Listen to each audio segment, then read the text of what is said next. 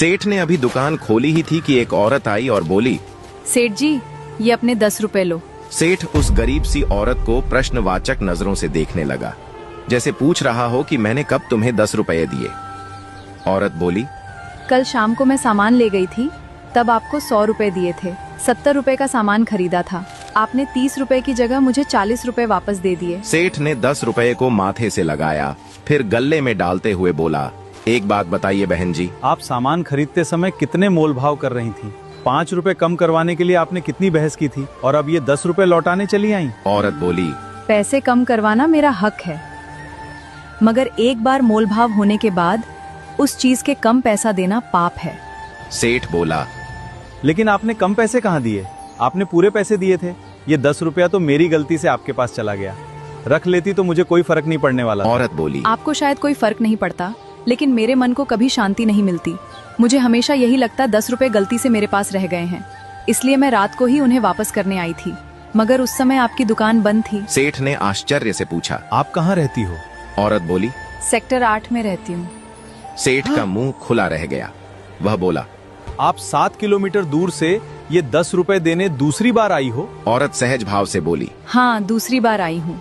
मन का सुकून चाहिए तो ऐसा करना पड़ता है। मेरे पति इस दुनिया में नहीं हैं, मगर उन्होंने मुझे एक ही बात सिखाई है कि दूसरे के हक का एक पैसा भी मत खाना, क्योंकि इंसान छुप रह सकता है, मगर ऊपर वाला कभी भी हिसाब मांग सकता है। इतना कहकर वह औरत चली गई। सेठ ने तुरंत गल्ले से 300 रुपए निकाले और स्कूटी पर बैठते हुए अपने नौकर से बोला, तुम दुकान का ख्याल रखना, मैं अभी आता हूँ। सेठ बाजार में ही एक दुकान पर पहुंचा, फिर उस दुकान वाले को 300 रुपए देते हुए बोला, ये अपने 300 रुपए लीजिए प्रकाश जी। कल जब आप सामान लेने आए थे तब हिसाब में ज्यादा जुड़ गए थे। प्रकाश हंसते हुए बोला, पैसे हिसाब में ज्यादा जुड़ गए थे तो आप तब दे देते जब मैं दोबारा दुकान पे आता। इतनी सुबह सुबह आप 300 रुपए देने चले आए। सेठ बोला, अगर मैं आपसे दोबारा मिल ही नहीं पाता तो आपके ये 300 रुपए कैसे लौटाता? आपको तो पता भी नहीं था कि आपके 300 रुपए मेरे पास थे, है ना? इसलिए देना जरूरी था। पता नहीं ऊपर वाला कब हिसाब मांगने लग जाए। सेठ तो चला गया, मगर प्रकाश के दिल में खलबली मच गई, क्योंकि 10 साल पहले उसने अपने एक दोस्त से 3 लाख रुपए उधार लिए थे, मगर पैसे देने के दूसरे ही दिन दोस्त मर गया था। दोस्त के घर वालों को पैसों के बारे में पता नहीं था, इसीलिए किसी ने उससे पैसे वापस नहीं मांगे थे। प्रकाश के दिल में लालच आ गया था, इसलिए खुद पहल करके पैसे देने वह नहीं गया।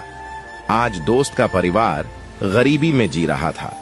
दोस्त की पत्नी लोगों के घरों में झाड़ू पोंछा करके बच्चों को पाल रही थी, फिर भी प्रकाश उनके पैसे हजम किए बैठा था। सेठ का ये वाक्य पता नहीं कब ऊपर वाला हिसाब मांगने बैठ जाए। प्रकाश को डरा रहा था।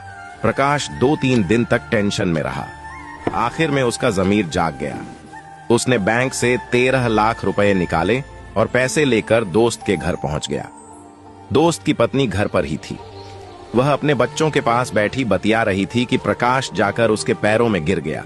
बोला, भाभी जी माफ कर दो, बहुत देर हो गई। कौन सी बात? प्रकाश बोला, 10 साल पहले मैंने आपके पति से 3 लाख रुपए लिए थे। शुरू में मैं पैसे लौटाने की कंडीशन में नहीं था। आज मैं समर्थ हूं, इसलिए पैसे लाया हूं। आपके 3 लाख रुपए अब ब्याज सहित 13 लाख रुपए हो गए हैं। लीजिए, अपनी अमानत संभालिए। एक एक रुपये के लिए संघर्ष कर रही उस विधवा औरत के लिए 13 लाख रुपए बहुत बड़ी रकम थी। पैसे देखकर उसकी आंखों में आंसू आ गए।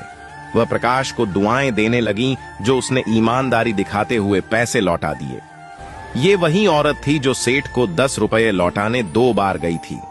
कहानी का मोरल अपनी मेहनत और ईमानदारी का खाने वालों की ईश्वर परीक्षा जरूर लेता है, मगर कभी भी उन्हें अकेला नहीं छोड़ डालता। इस वीडियो को बनाने में हमें बहुत मेहनत लगी है, तो अगर आपको ये वीडियो अच्छी लगी हो तो कृपया इसे लाइक, फॉलो और शेयर जरूर करें।